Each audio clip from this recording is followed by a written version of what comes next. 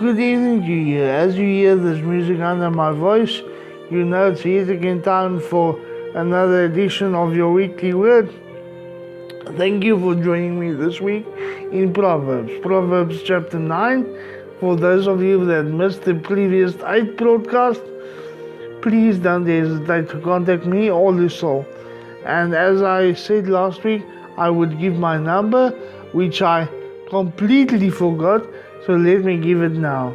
If you want any of the previous broadcasts, contact me on 084 661 5264. I repeat, 084 661 5264. WhatsApp only, please. All is so. I don't have a number off by heart, but for those of you that work with her in the hospital, can talk to her, and I'm sure she will pass it on to you as well. This week, as I said, we continue in chapter 9. Do enjoy it with me. The heading there, wisdom and stupidity. Wisdom has built her house and made 7 corners for it. She has had an animal killed for a feast, mixed spices in the wine, and set the table.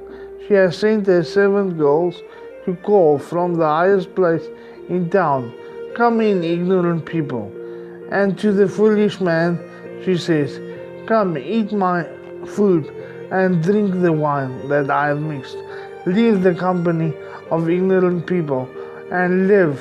Follow the way of knowledge. If you collect a conceited man, you will be insulted. If you reprimand an evil man, you will only get hurt. Never correct a conceited man. He will hate you for it. But if you correct a wise man, he will respect you. Anything you say to a wise man will make him wiser. Whatever you tell a righteous man will add to his knowledge. To be wise, you must first have reverence for the Lord. If you know the Holy One, you have understanding. Wisdom will add years to your life. You are the one who will profit. You are the one who will profit it, and you will have wisdom. And if you reject it, you are the one who will suffer. Stupidity is like a loud, ignorant, shameless woman. She sits at the door of a house, or on a seat in the highest part of town, and calls out to people passing by who are minding their own business. "Come in," she says. "Stolen water is sweeter. Stolen bread tastes better." Her victims do not know that the people who go to her house, that the people die who go to her house, that those who have already entered are now deep in the world of the dead. Ladies, this chapter is so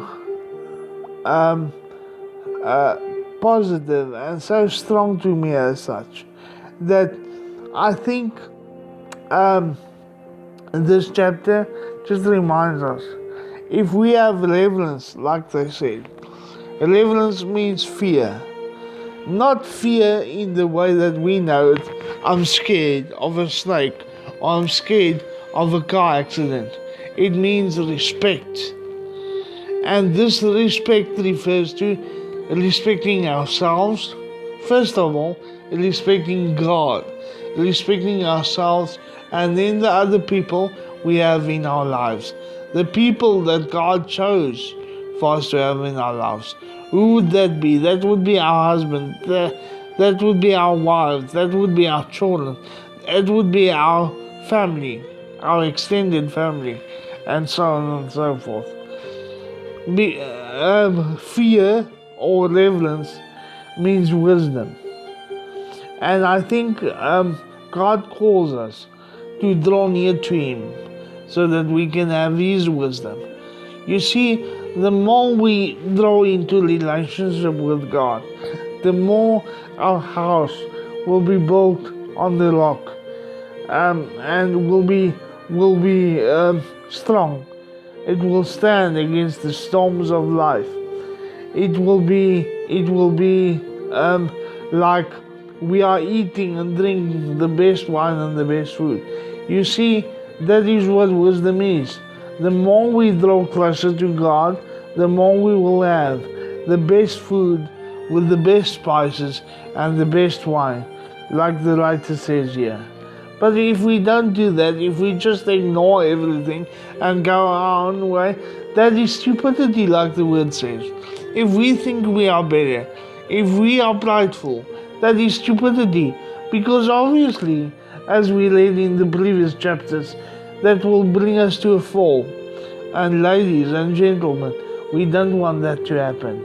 Until we meet again next week for chapter 10. Goodbye and God bless. Have a wonderful week. Goodbye.